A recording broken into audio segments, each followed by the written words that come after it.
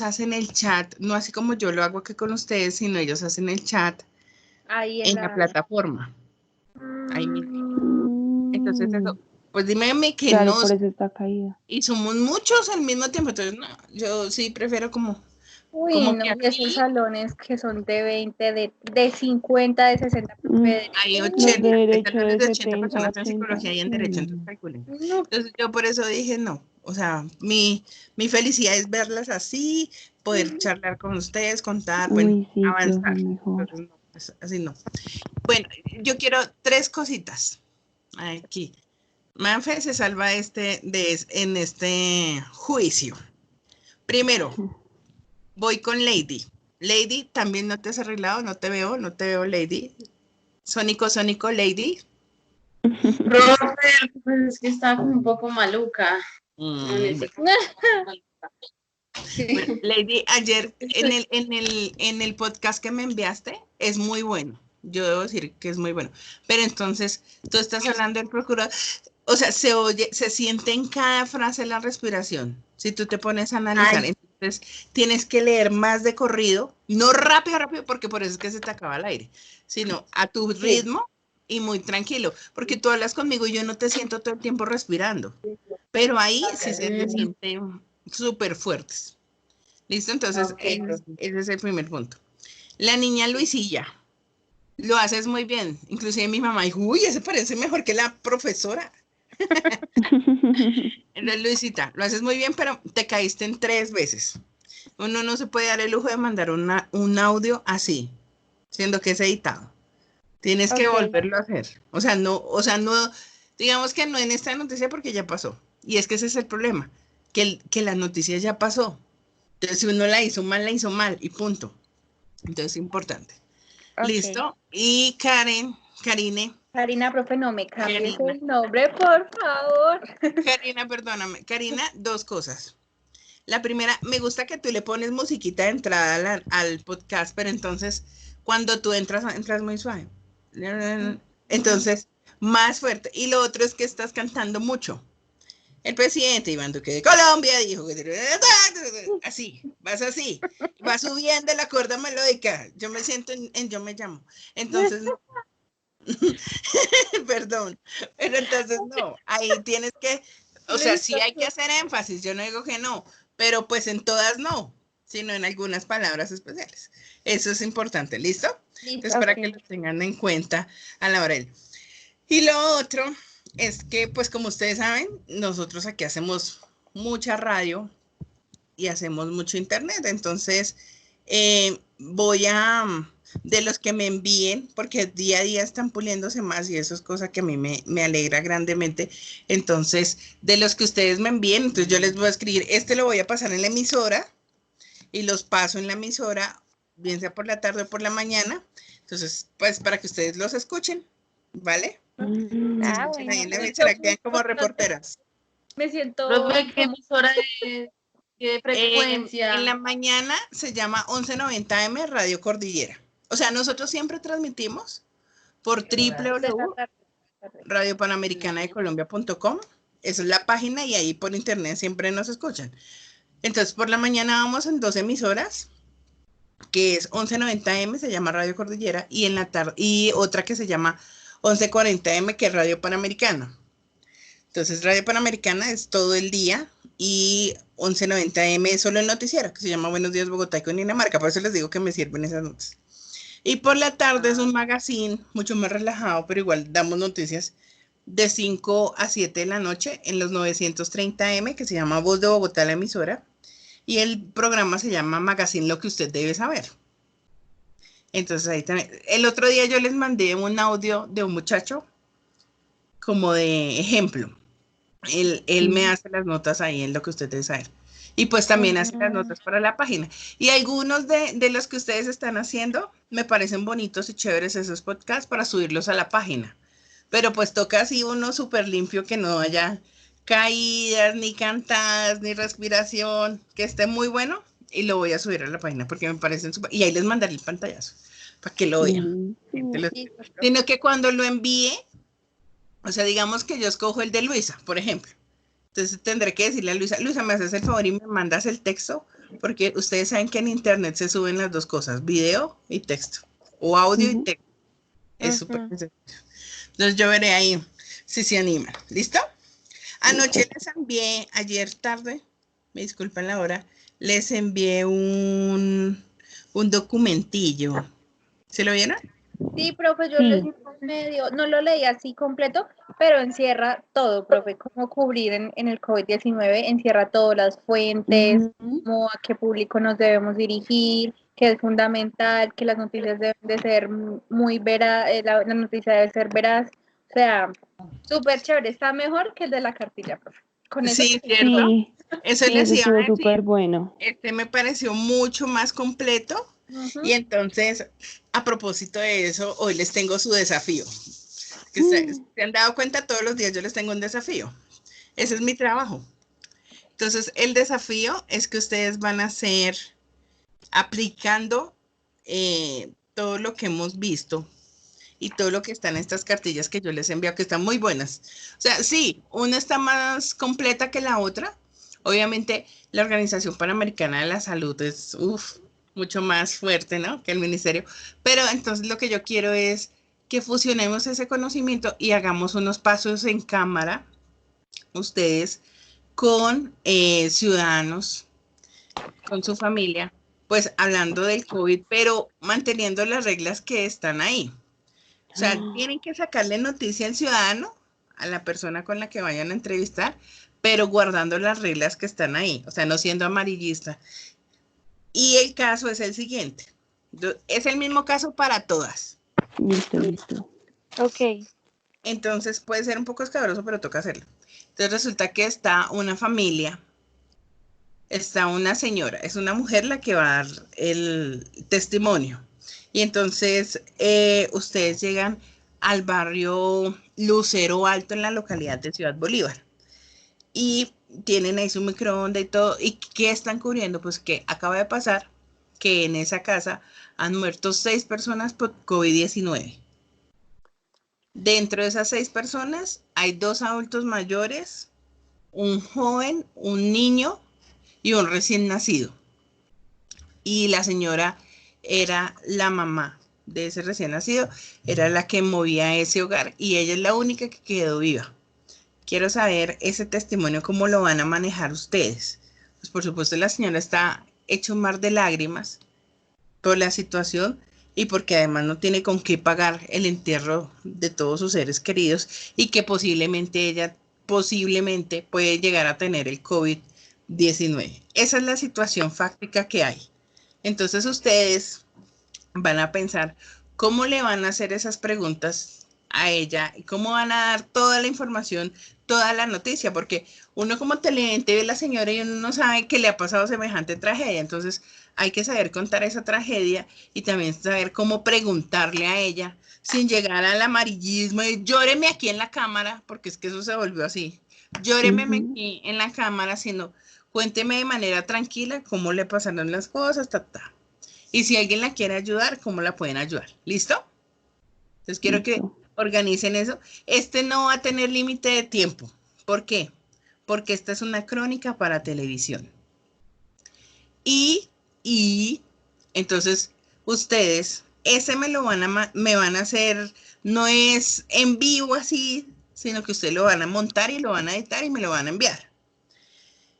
Dentro de lo que vayan a hacer, tienen que hacer como unas imágenes de apoyo de una casa. Entonces, en este caso de su casa, adentro, en la fachada, en fin, las imágenes de apoyo y que se vean, pues se supone que ella estaba rodeada de toda esa familia, entonces que sean como las camas. Hacen toda la nota completa. Así son las notas que uno tiene que mandar a Univisión. Nosotros hacemos todo. El periodista hace todo, genera desde el falso directo, tal, la nota, la imagen, todo, y manda ya lo que nosotros llamamos el cartucho completo y ahí se envía.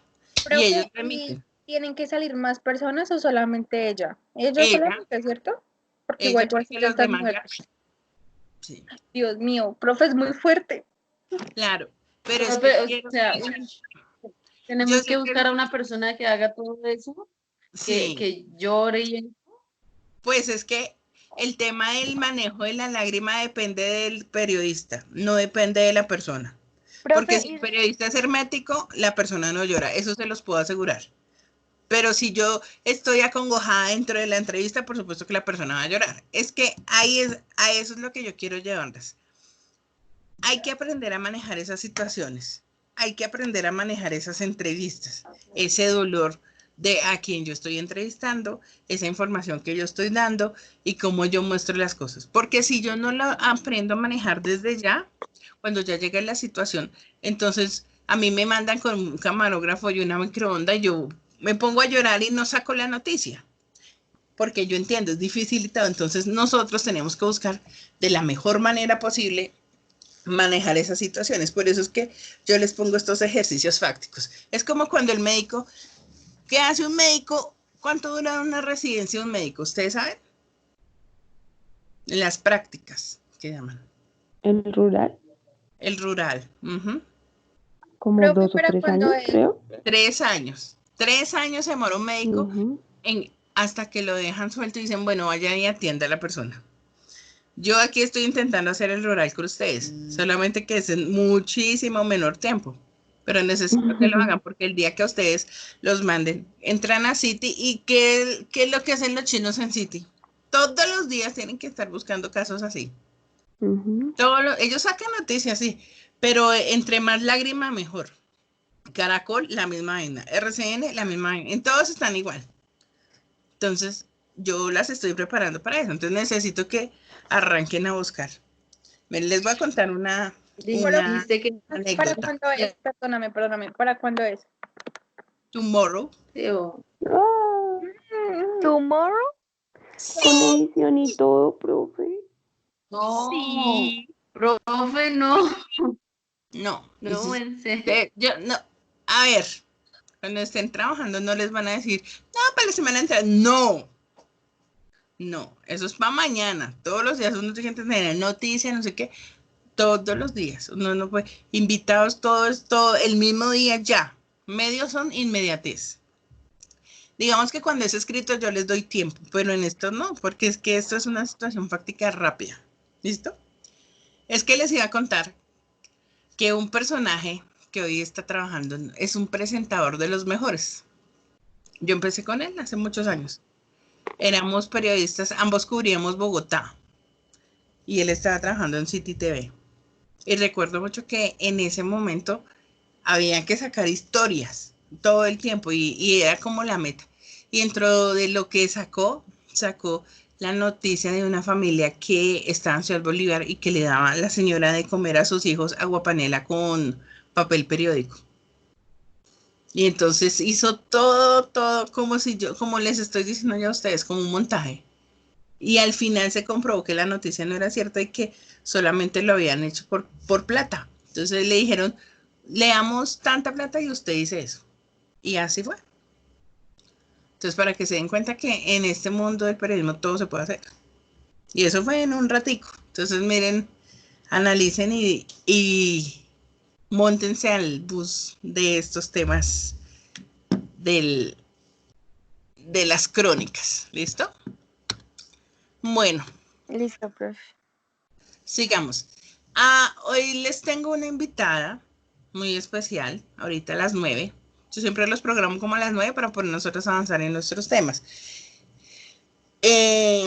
Que ahorita es asesora de comunicaciones de Transmilenio. Antes era la jefe de comunicaciones de la Secretaría de Integración Social. Antes ella fue gerente de comunicaciones en la Alcaldía Mayor. Siempre ha trabajado así. O sea, ella les va a contar más. Pero es una persona que es muy buena en estos temas de comunicaciones. Pues imagínense todos sus cargos. Sabe manejar muy bien los medios de comunicación. La adoran. Los periodistas la adoran.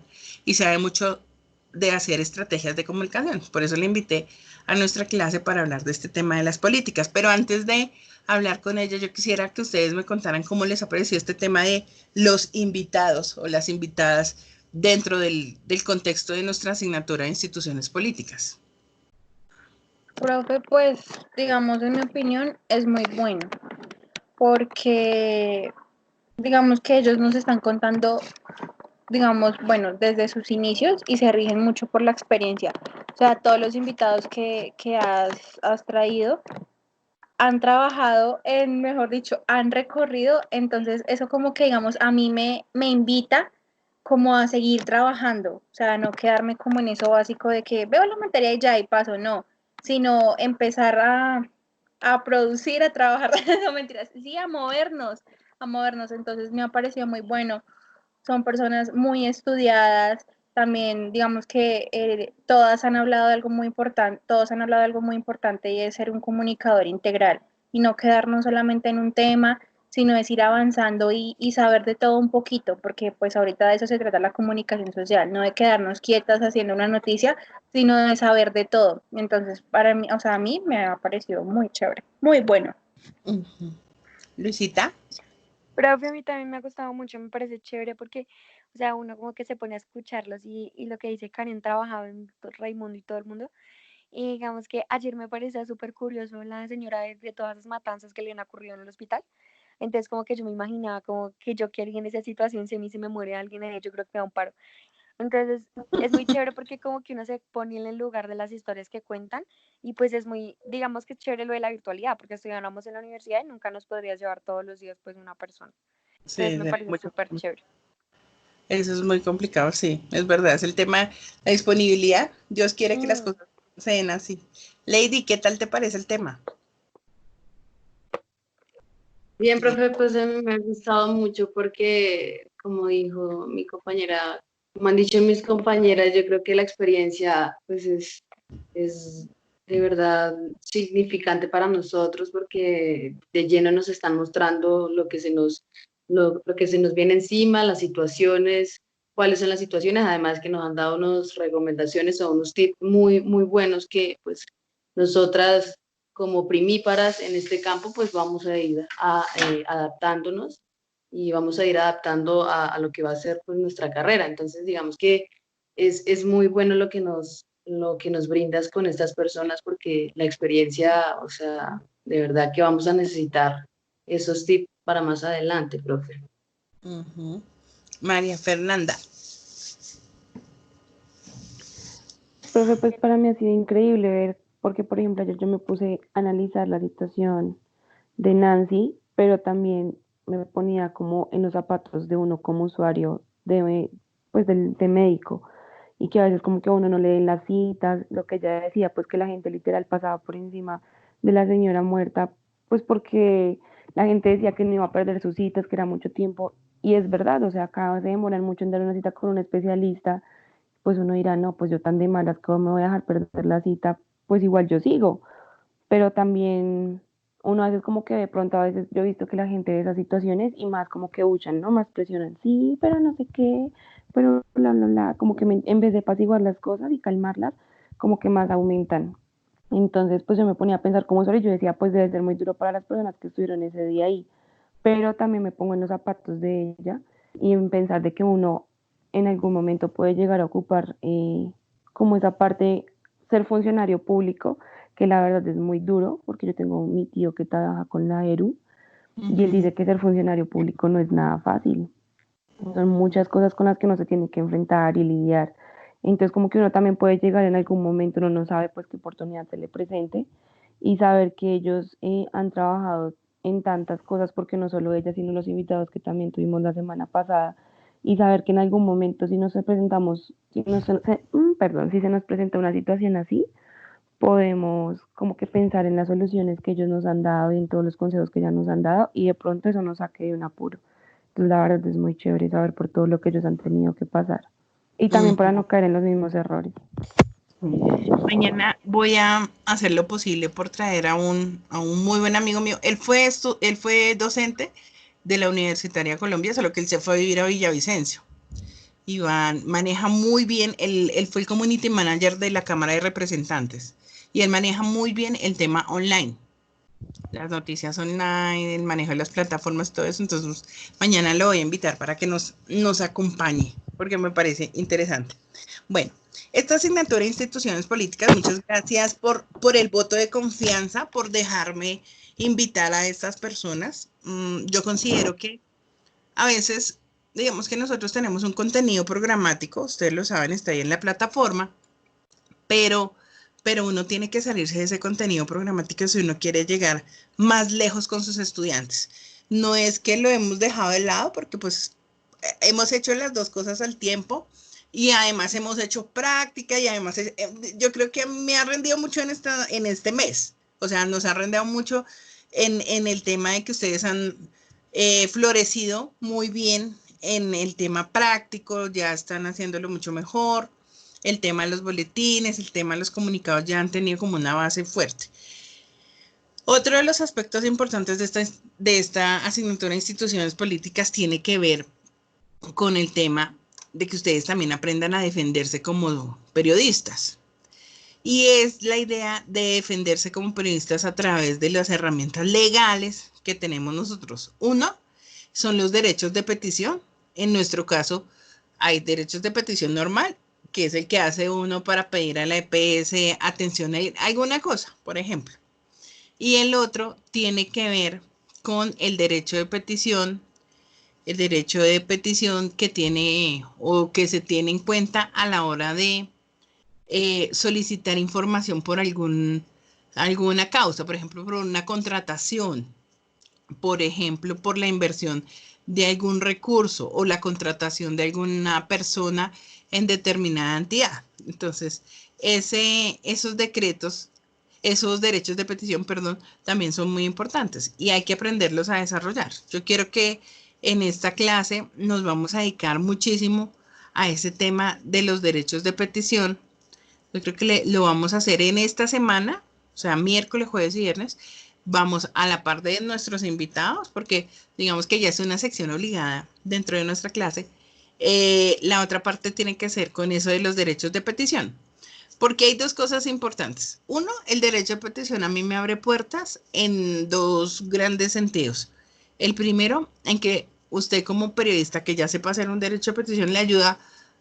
Es una información de ayuda para usted, para su familia, para sus amigos, para todo el mundo. O sea, ya después de que uno lo sabe hacer, ayuda a todo el mundo. Y la otra, sin ir más lejos, es que, pues obviamente también se convierte en una herramienta para los periodistas. A veces la gente dice, y es que cómo el tiempo, cómo el espectador sacan, cómo Revista Semana sacan esas investigaciones tan buenas, como saben el desarrollo de todas esas informaciones. Pues es que es simple. Ellos se dedican a hacer derechos de petición y como obviamente las entidades les responden, pues de ahí sacan la información, atancados y de ahí sale la información. Entonces, a veces la gente piensa que eso fue que ayer les mandaron el boletín de prensa. No, eso no es así. Por ejemplo, ustedes recuerdan el famoso caso del cartel de la contratación. Esas noticias las sacó un periodista del Tiempo, Yesid, y él toda la información la sacó a punta de derechos de petición, porque él empezó a escribirle a todas las entidades sobre la contratación en Bogotá, cómo se estaba haciendo esa contratación del Transmilenio por la calle 26, quiénes eran los contratistas, cuánto dinero se ha invertido, cuánto tiempo, todo. Y esas mismas preguntas él se las hizo a diferentes entidades. Entonces, ¿qué al IDU? ¿Qué a la Alcaldía Mayor? ¿Qué a la Contraloría? ¿Qué a la Personería? Al ya tener todas las respuestas de esas entidades, pasó que él se puso a cotejar la información y se dio cuenta que ahí habían unos vacíos importantes. Que una entidad decía de gobierno, por ejemplo, la Secretaría de Gobierno le contestaba y le decía, no, es que son, qué sé yo, 2,1 billones de pesos la inversión total. Y el IDU le decía, no, son 3,1 billón de pesos. Entonces ya hay 1 billón de diferencia. Y así. Y él empezó a cotejar y a revisar y empezó a atar caos entre quiénes eran los contratistas, cómo habían llegado y cómo estaba haciendo el manejo del gobierno en ese momento de Samuel Moreno. A través de los derechos de petición logró hacer una cadena de información en donde cada eslabón que él encontraba le abría un foco de corrupción. Porque este era amigo de este, porque este se movía con este, los concejales le ayudaban a este, bueno, en fin. Eso fue una cadena larguísima. y de esa manera logró encontrar la noticia.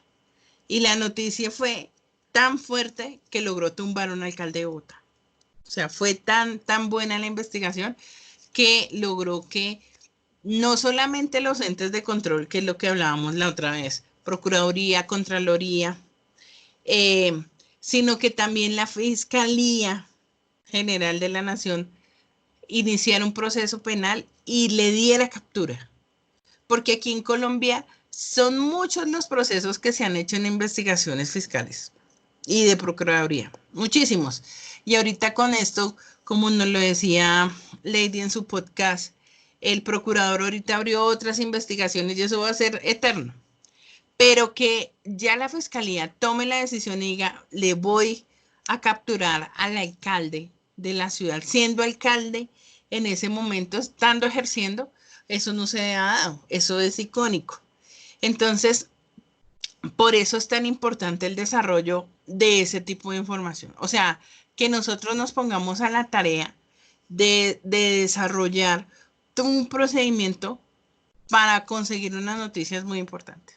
Otra cosa que quiero que hagamos durante estas clases que nos quedan, o sea, miércoles, jueves y viernes nos vamos a dedicar al tema de los derechos de petición y la otra semana, lunes, martes y miércoles, vamos a hacer 2 cosas más. La tutela, porque quiero que aprendan a presentar una tutela y también a leerla, a interpretarla. A veces uno ve periodistas y el juez tuteló el derecho a la salud. Pues por supuesto que lo va a tutelar. Lo que pasa es que en Colombia nosotros tenemos 10 derechos fundamentales. Y sobre esos 10 derechos fundamentales que están contemplados en la Constitución Política, de ahí en adelante nosotros se derivan los demás derechos. Pero en esos 10 nunca nos van a poder decir que no. Entonces, digamos, el derecho a la vida. Pues por supuesto. Como es mi derecho a la vida, a mí nadie me lo puede quitar. Y entonces cuando yo presento una tutela en contra, por ejemplo, de una EPS, solicitando un procedimiento, y si a mí el juez me dice, no, es que usted no merece el derecho a que le hagan el procedimiento, entonces yo inmediatamente estoy diciéndole al juez, un momento, pero es que si yo tengo el derecho a la vida, también tengo el derecho a la salud, porque si me falta el derecho a la salud, me está quitando el derecho a la vida. Entonces, por eso, pues siempre el juez de la República va a fallar a favor de la persona. Por eso es que las EPS siempre pierden, en la mayoría de los casos. Y siempre tienen que dar o el procedimiento o el medicamento. Claro, hay sus excepciones. Porque si la EPS considera que eso es una cirugía estética, pues por supuesto que no se va a dar. Y ahí sí no hay nada que hacer y ahí sí, como dice, lloren. Pero en este escenario hay que entender que nosotros tenemos que manejar las situaciones de esas tutelas para entender, 1, dónde está la noticia y 2, que nosotros también podemos presentar las tutelas. Y voy a hacer un barrido por todo lo que son las acciones de grupo, que son, ahí les doy como el concepto general, que son como las acciones de tutela, son parecidas, pero entonces nos reunimos 20 personas del barrio y interponemos una acción popular para que en el barrio se prohíba la instalación, por ejemplo, de establecimientos abiertos al público donde se expendan bebidas alcohólicas hasta altas horas de la noche. Entonces nosotros ahí podemos hacer una acción de grupo. Y eso también genera noticias. O sea, en el campo legal, digamos que todas esas cosas, tanto los derechos de petición, las tutelas, las sentencias, todo eso genera noticia. No sé si anoche vieron, pero el portal Colombia Confraeficiente lanzó, digamos que una parte por el tema del COVID para que los ciudadanos hagamos veeduría ciudadana. No sé si lo vieron. Y es una plataforma chiquita dentro del mismo que dice, aquí usted puede ver los contratos del COVID, cuánto se está invirtiendo, en qué se está invirtiendo y cómo se está invirtiendo. Yo también quiero que ustedes aprendan, y eso vamos a hacerlo la próxima semana, a investigar cómo se leen los contratos en el SECOP 1 y en el SECOP 2, que son las plataformas de contratación del Estado. Es importante, interesante, porque obvio que yo no les voy a dar toda la información, digamos que hasta que se aprendan ustedes a subir una propuesta y demás, pero sí cómo leerlas, para poder ayudarlas a hacer una investigación.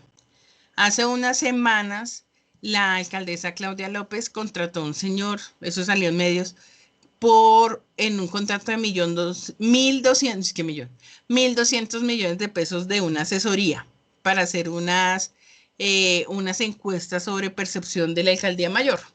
Eso fue. ¿Cómo la gente se entera de eso?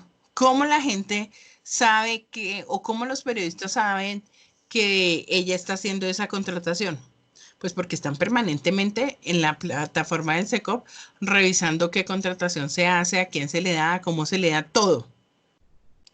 Así es que también caen muchas cosas, digamos, de pequeñas mafias en torno al tema de la contratación. Entonces, si se dan cuenta, son varios elementos que yo les doy a ustedes como periodistas para que o lo usen de un lado o del otro.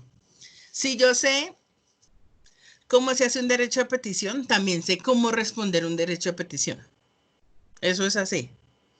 Porque entonces uno ya analiza las preguntas, sabe, y desde la entidad, desde el área de comunicaciones, sabe cómo responder. Y muy seguramente, se los digo así, por ejemplo, Alejandra, la que vamos a entrevistar ahorita, a Alejandra Maldonado, allá en Transmilenio, además de hacer todo su trabajo de comunicación, la tienen también contestando derechos de petición. ¿Cómo están comunicándole a los usuarios? ¿Qué están haciendo? ¿Para qué lo están haciendo? Y ella es la que tiene que responder. Entonces, si se dan cuenta que uno como comunicador, digamos que siempre debe tener como una semillita de abogado. Y parte de esa semilla está ahí, en el tema legal. Entonces, no sé qué opinan ustedes de esa parte. ¿Les llama la atención? Se fueron. Hola. Pues, a mí me parecería chévere. Ah, bueno, dale, Cari, dale tú primero. Te escucho. Cari, dale. Dime, pero tú no estás hablando. ¿Qué te parece No. chévere? ¿Por qué? Ah, bueno, yo primero. Profe, pues a mí me parece chévere la forma en que, digamos, nosotras no hemos visto en la carrera así cosas de derecho, así como tal, no. Ujú. Y pues lo de los derechos de petición y eso, pues digamos que yo lo vi más o menos cuando estaba estudiando contaduría, en los primeros semestres, y la verdad yo no entendí nada, profe. O sea, mi mamá me tenía que hacer esas tareas siempre porque yo nunca entendía ni papa. Entonces, pues ya que tú nos vas a volver a reforzar en eso, Nos vas a volver, no, porque yo no sé nada de eso. bueno, a mí, que me toca volver a ver eso, pues esta vez, a ver, te pondré más cuidado a ver si a ti sí te entiendo cómo se hace eso, porque no. Pero no es tan difícil, ¿sabes? No es es que también a veces lo hacen ver tan tedioso. Yo les voy a grabar un video hoy, como el paso a paso, así en Screencast, ¿es que se llama? Sí. Les voy a hacer, digamos que yo lo voy a hacer, lo voy a redactar tal, y uno se los voy a mandar por WhatsApp y el otro los subo a la plataforma, para que ustedes vayan ahí como entendiendo el paso a paso de esos derechos de petición, porque la idea es que en clase los hagamos. Ahí, así que necesito que ustedes, dos cosas, la Constitución, pero no van a decir, ay, la tengo en el teléfono, profe, la tengo en el computador, no, digamos que en físico. La Constitución y hojitas, porque esto es de hacer y de hacer y de hacer para entender cómo se hacen los derechos de petición, o sea, cuál es el fundamento y demás. Y Karina, ¿qué más nos ibas a decir? No, profe, que yo no tengo absolutamente idea de nada. Entonces es muy importante aprender ese tipo de cosas, porque Dios no quiere en algún trabajo o algo nos ponen a hacer eso y quedamos como, ¿ah? ¿Y qué es eso? ¿Y cómo se hace? Entonces, qué pena. Sí, sí. No, y miren que de verdad a veces uno no lo cree, pero hay gente que no lo sabe. Y estando trabajando uno en el Estado, digamos en oficinas de comunicaciones, hay niñas y yo les decía, hay que hacer un derecho de petición, o me ayudas a contestar este derecho de petición. Y yo, pero es que es la información que tú manejas todos los días. Ay, no, pero yo no sé cómo escribo y qué digo y no sé qué. Finalmente uno termina de maestro, enseñe y enseñe. Y ya después de que lo sabían, ay, no, pues es que esto a mí nunca me lo dijeron en la universidad. Y yo les decía, ¿y tú no viste una asignatura que se llama instituciones políticas? Y pues no, la verdad, no. O sea, nunca habían tenido como esa formación desde el derecho de entender cómo se manejan las instituciones, cómo se hacen las comunicaciones en las entidades. Y por eso a veces yo creo que también hay muchos errores en las oficinas de comunicación, ¿sabes? Porque como no saben, como no se dan a la tarea de explicarles paso a paso cómo se debe realizar, entonces es muy complicado. María Fernanda, dímelo todo. Profe, pues lo que yo te decía, es importante saber esas cosas porque uno nunca, como que a veces uno se cree que es tan ajeno al tema que tal vez uno cree que nunca le va a tocar. Pero pues, por ejemplo, eso, saber eh, no más leer un derecho de petición, creo que esas son cosas importantes que, como decían mis compañeras, no lo enseñan. Pero pues porque a veces la gente se enfoca más en lo teórico y yo sé que tus clases son teóricas, pero son más a lo práctico, ¿me entiendes? A podernos enfrentar el día de mañana que salgamos a la calle, a la vida real, a lo que es el periodista, a que un periodista debe ser completo. Así, por ejemplo, en nuestros planes no tengamos pensado como eh, enfocarnos en lo político o enfocarnos en lo público. Esas cosas son importantes, pues porque, por ejemplo, yo siempre he sido muy ajena a la política.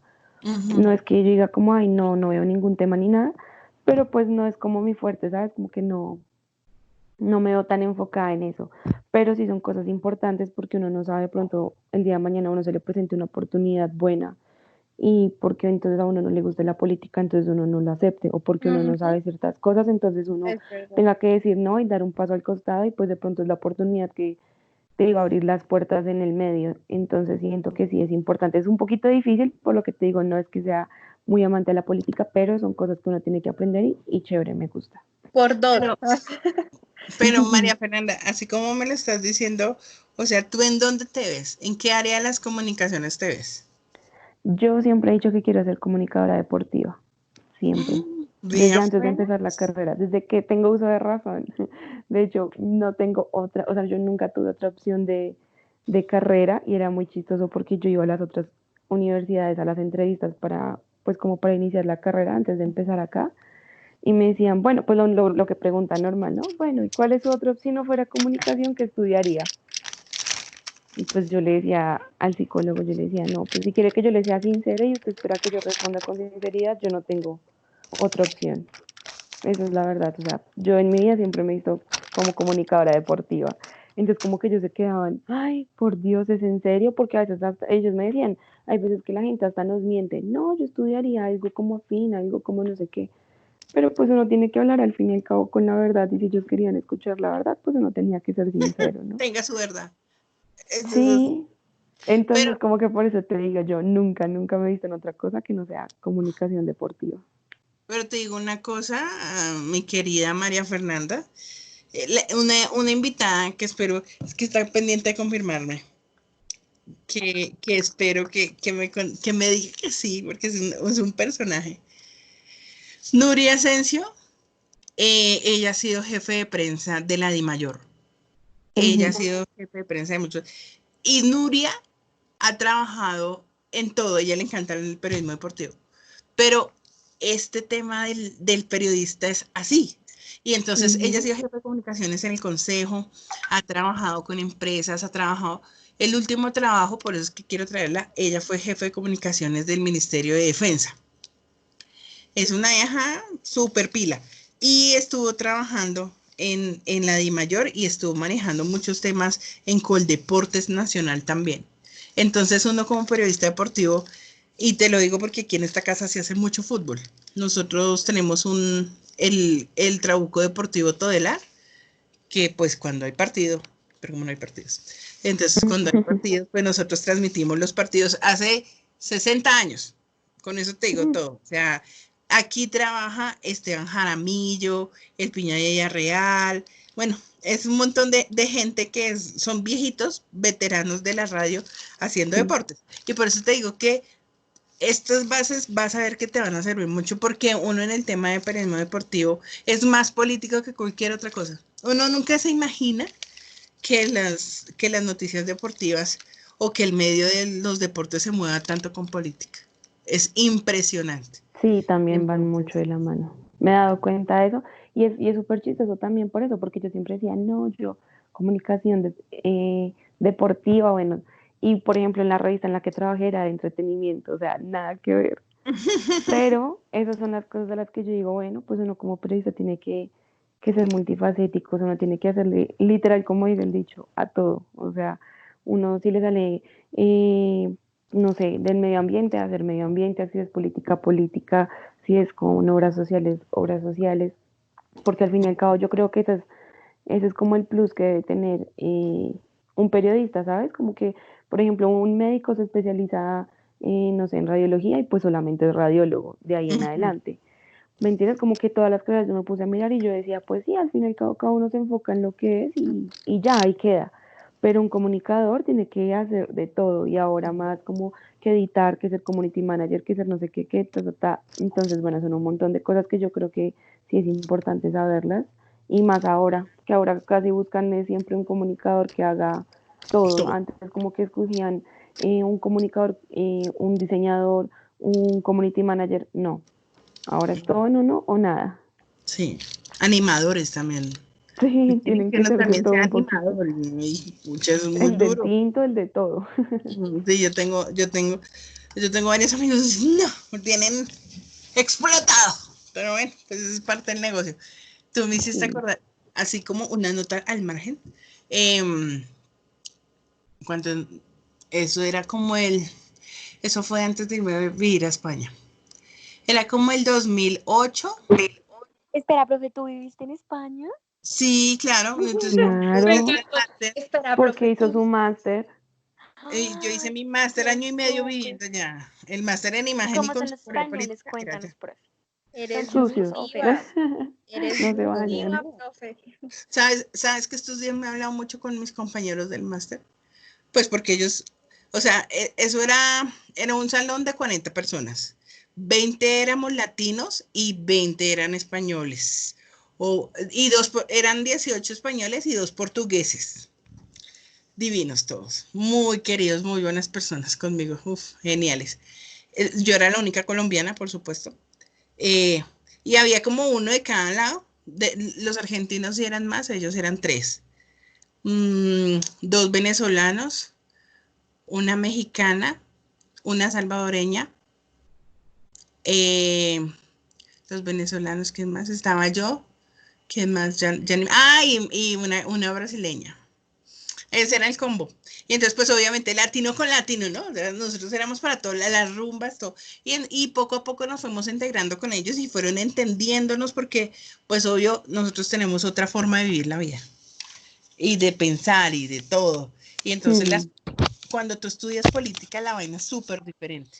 O sea, porque cuando uno está estudiando política, como en este momento, o sea, en momentos tan coyunturales, cuando yo estaba allá, era el momento en donde el presidente era Álvaro Uribe Vélez y era uno de los mejores presidentes rankeados en América Latina y tenía peleas constantes con Hugo Chávez. Entonces ustedes se imaginan esas peleas en clase, era una cosa, porque ellos en su momento defendían, o sea, todavía no era como tan malo Chávez, iba como en su primer año o segundo año de gobierno y pues como que bien. Entonces ellos defendían a su Chávez y bueno, y eran muchas polémicas, era una cosa. De hecho, yo les cuento, para orgullo personal, el hoy presidente de Argentina, Alberto Fernández, fue mi maestro en el máster.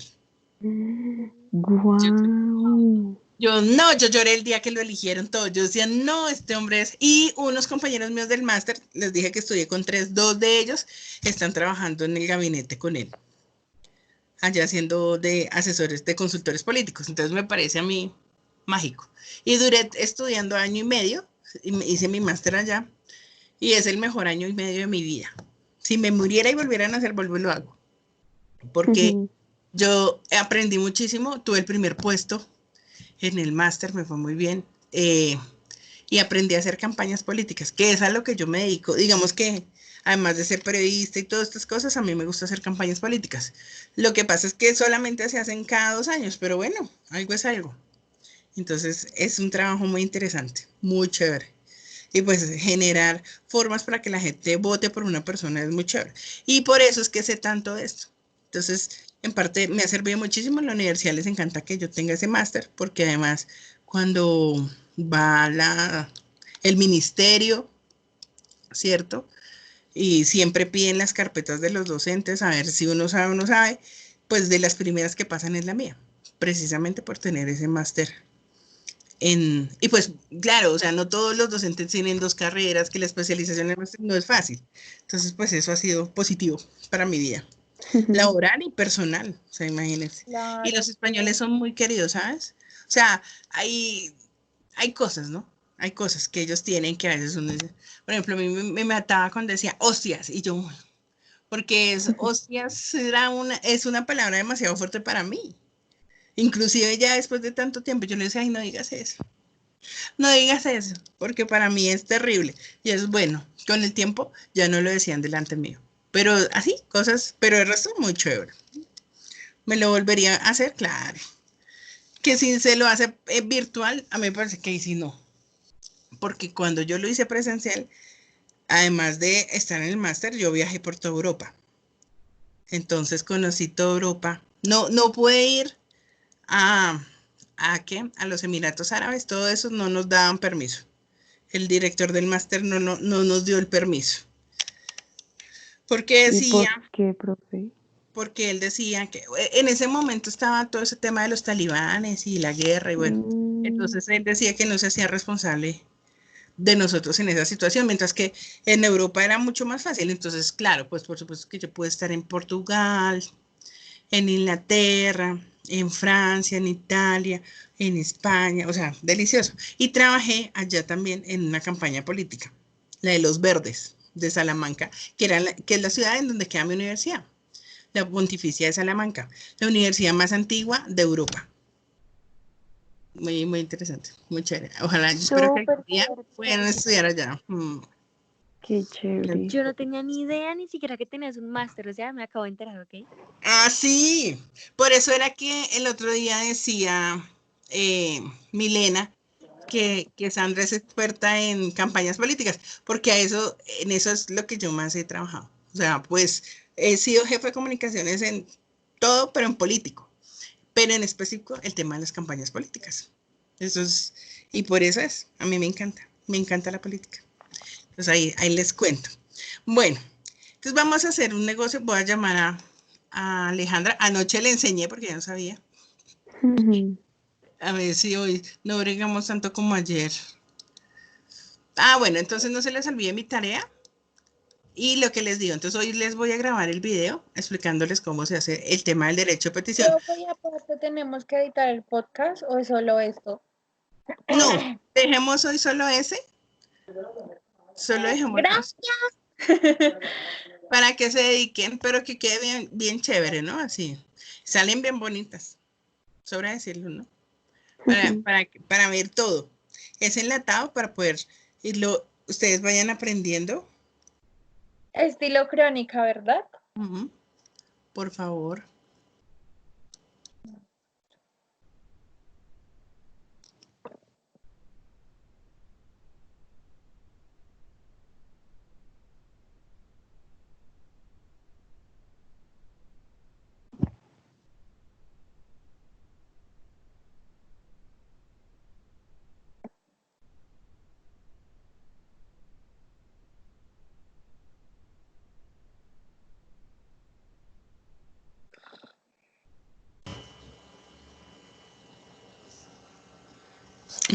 Se cayó la llamada, perdón.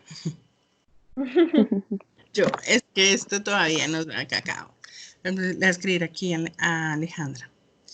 Entonces, eso les cuento. Es muy interesante. Yo creo que si estuviéramos haciendo el máster en estos tiempos sería muy complicado. Y miren que todo sean las cosas de Dios. Mi hermanita está estudiando en una universidad allá en Barcelona, pero online.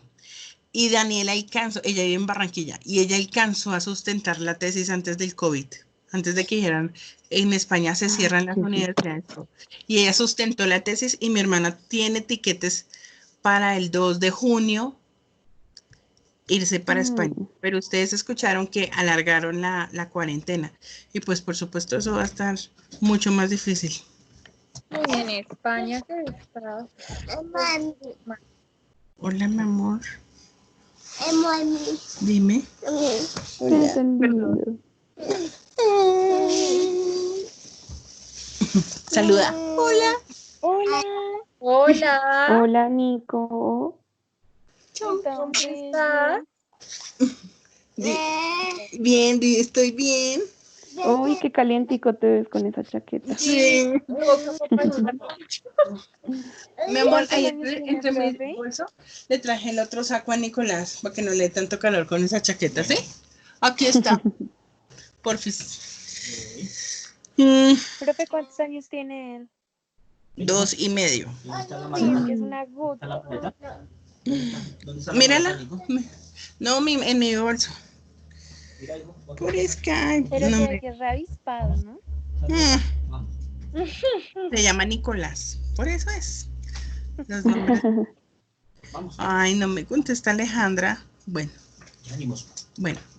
Esperemos a ver si me contesta. Ahí le puse un WhatsApp. A ver si lo ve. Por favor. Entonces ahí les cuento. Eso, yo creo que de las mejores experiencias. Yo pensé que yo les había dicho que yo tenía mi máster. Sí, profe, No. tú Sí, nos profe, sí dijiste, nos no, yo no contaste, sé. pero pasada, nunca pues, nos dijiste que había sido allá. Ah, Bueno, que yo sí sabía. Yo sí sabía que había sido. no sabían que eran español, pero sí. De las mejores. Miren, les voy a contar ahí mientras me contesta Alejandra. Ah, que le dé 3 minutos. Ok. Ok. Eh, el máster. El máster se llama Máster en Imagen y Consultoría Política Internacional. Y básicamente lo que hace el máster es enseñarle a uno a hacer campañas políticas, a manejar la imagen de entidades públicas y a ser consultor político. Entonces, a enseñarle a la gente qué decir o qué hacer en un momento determinado. Eso me parece que es, digamos que lo más valioso, de lo más interesante del máster. Y dentro de ese máster entonces estaban unos viajes que la Universidad Pontificia de Salamanca pertenece a la Iglesia Católica. Entonces, el pertenecer a la Iglesia Católica se convierte uno como en embajador, como estudiante de la Universidad, de la Iglesia Católica, en cada lugar al cual uno va. Y en ese momento, entonces, nosotros fuimos a Portugal y hacíamos visita de Estado. Entonces, era todos los honores igual como si fuera un presidente. Era una cosa que yo me aterraba, yo decía, wow. Entonces, por supuesto, a nosotros nos atendía el gobernador, el alcalde, los diputados, los concejales, bueno, dependiendo de donde estuviéramos. Lo mismo pasó ¿en qué? Nosotros, bueno, fuimos a Portugal. Después de Portugal, nosotros estuvimos ahí como en varios gobiernos de España, en varios estados en España. Después estuvimos en Francia. Yo conozco Bruselas, el Parlamento Europeo, todo eso. Después, entonces, nos fuimos para Estados Unidos y en Estados Unidos yo recibí clase en la Universidad de Miami, después de la Universidad de Miami y allá, pues, por supuesto, con el gobernador de Florida, con toda esa gente. Yo sé, wow, o sea, que te mueres. Luego, pues, sí, era una cosa que yo, luego, o sea, en mi Facebook tengo Manejas a la muchas fotos perfección de eso. esos idiomas. Sí, no, pues era una cosa. Luego después estuvimos en Washington. Entonces, el Congreso. Yo era así, alucinaba. Yo, no, esto era demasiado. Y en el Congreso, entonces estuvimos allá con senadores republicanos, que eran los que más nos atendían a nosotros, aprendiendo. Yo me sentía como en esas películas americanas de los lobistas, que a mí me encantan esas películas. Así, yo me sentía así, porque íbamos de oficina en oficina, hablábamos con el uno, con el otro, los recorridos por todo el Congreso, por el Capitolio. No, eso era fabuloso. También nos atendió el ministro de Relaciones Exteriores de esa época en Nueva York, porque ese sí nos atendió, fue en Nueva York. Estuvimos ahí en conferencia, estuvimos en varias conferencias de prensa. No, la locura. Les cuento que por eso les digo, es que yo si me muero y vuelvan a hacer, lo vuelvo a hacer. Es demasiado. Y de ahí, de Estados Unidos, nos fuimos en visita protocolaria a Argentina. Y en Argentina estuvimos, en ese momento la presidenta era Cristina Fernández Kirchner. Y pues por supuesto, eso fue otra locura. Para mí era muy importante porque era como la primera mujer de América Latina que era presidenta. Eh, Ahí estaba a la par con Dilma, ya después fue Dilma Rousseff, pero pues para mí era un honor estar ahí en el despacho con ella y todo, pues genial, la pasamos. Y estudié en la Universidad UCA, en la Universidad Católica de Argentina. Entonces, no, muy buen máster, les cuento. Ahí les doy ese dato de las cosas que uno tiene que hacer en la vida. Así que antes de casarse, busquen la manera de estudiar así. Yo me gané media beca, hay que decirlo, ¿no? Ah, eso te iba a preguntar, que cuánto te había costado todo eso. Bueno, me gané media beca, mi papá me ayudó, debo decirlo, y yo tenía una plata que me había ganado por una licitación y la tenía preparada para, yo me iba a casar, pero afortunadamente no me casé y la destiné en lo mejor que podía hacer, que fue irme a estudiar. Entonces, para que se den cuenta, todo se puede, Así debe ser. todo se puede, y todo es soñarlo y se cumple. Si ustedes quieren atraer algo, piénsenlo. Y obviamente confiar Hola, al de arriba, pero hay que hacerlo. ¡Hola, Lejita! Casi que no nos podemos conectar. Hola, Sandrita. Aquí están mis Ya estoy pupilas. lista.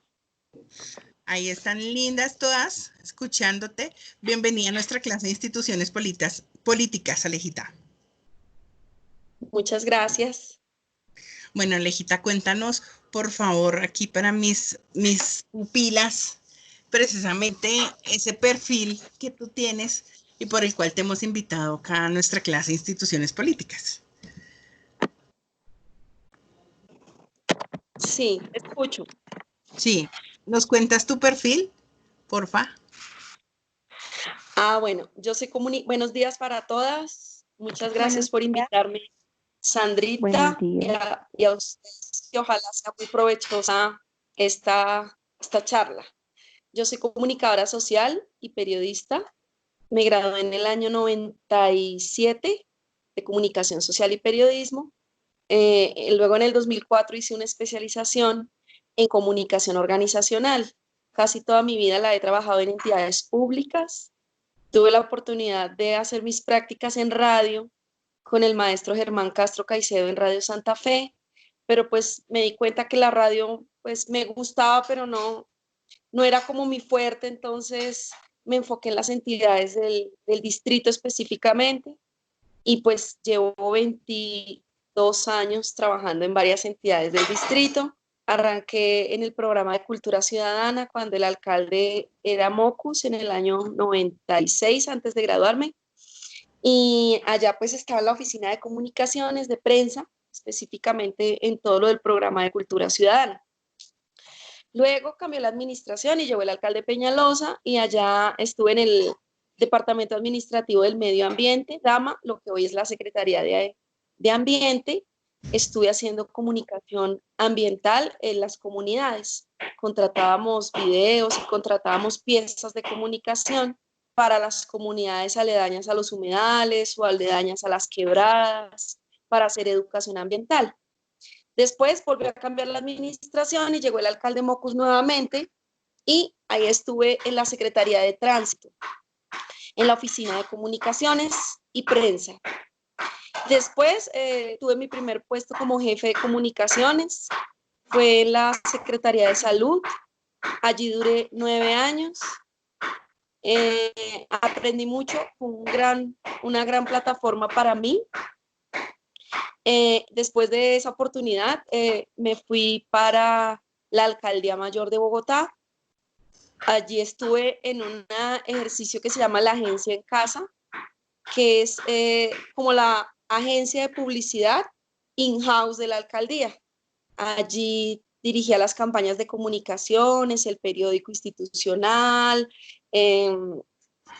la página web, los diferentes medios de comunicación de la alcaldía y hacíamos todo lo que era la pauta publicitaria con los medios. Después de la alcaldía, pues estuve haciendo una consultoría con el Ministerio de Educación Nacional para reformar la oficina de comunicaciones de ese ministerio y de allí pasé a la Secretaría de Educación, a la oficina de comunicaciones Allí hacía la coordinación del equipo de prensa. Y después de esa experiencia, en el año 2014, sí, 14, fui nuevamente, mi segundo puesto de jefe fue en el Instituto Distrital de Recreación y Deporte. Allí tuve la oportunidad pues de conocer un poco más del tema de recreación, del tema de eventos metropolitanos, de los parques, y fui la jefe de comunicaciones por 2 años. De allí pasé a ser asesora en la Secretaría de Integración Social de Bogotá, que es la secretaría que ayuda a las personas más vulnerables, como población habitante de calle, la población en discapacidad, los adultos mayores. Arranqué como asesora y a los 2 años se fue la jefe de la oficina y pues yo fui nombrada jefe de la oficina y duré otros 2 años allí.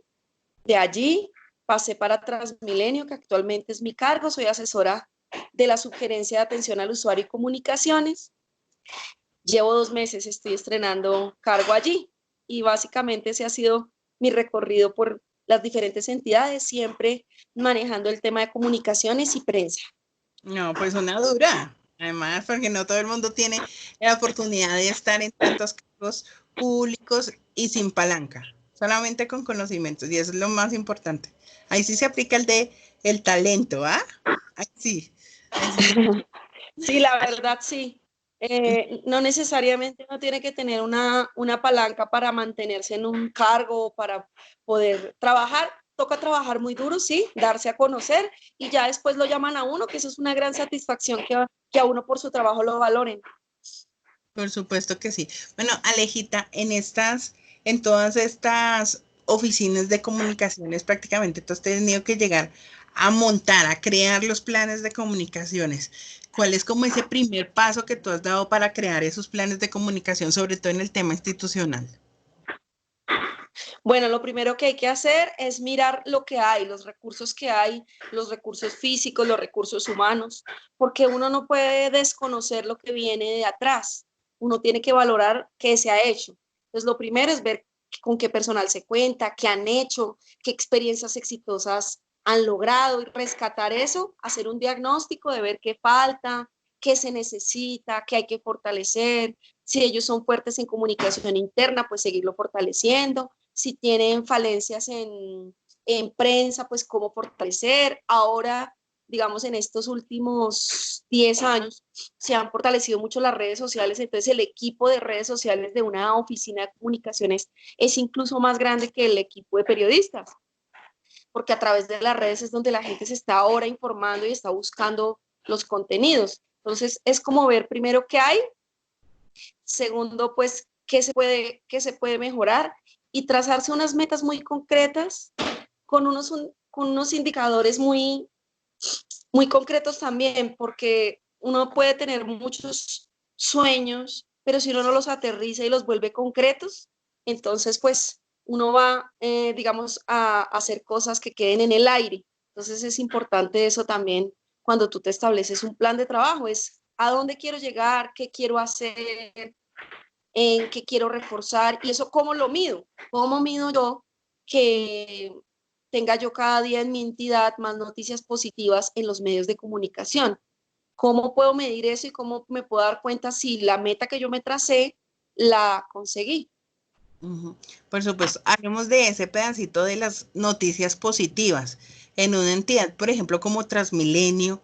¿Cómo hacen ustedes para generar esa brecha de las noticias positivas cuando todos los días hay usuarios quejándose, hay gente que hace manifestaciones que aprovechan el sistema para generar un sinnúmero de problemáticas? Sí, ha sido bien complicado y un reto muy interesante en el caso de Transmilenio, porque nosotros no generamos noticias positivas, sino prestamos un servicio que es complejo porque es el único mecanismo masivo que tiene Bogotá en este momento para moverse y con todas las falencias que hay a nivel de movilidad, pues obviamente somos el blanco de muchas críticas. Nos ha servido paradójicamente mucho esta contingencia del coronavirus a nosotros como Transmilenio porque, por ejemplo, instalamos lavamanos portátiles como un servicio a nuestros usuarios en esta pandemia y la gente digamos en redes nos daban mucho palo porque no pasaba la ruta o porque pasaba muy llena o porque se demoraba, y ahora la gente nos manda fotos y nos dice que chévere, que bueno que protejamos a los usuarios, que muy bueno poderse lavar las manos en un portal antes de subirse o cuando se bajan.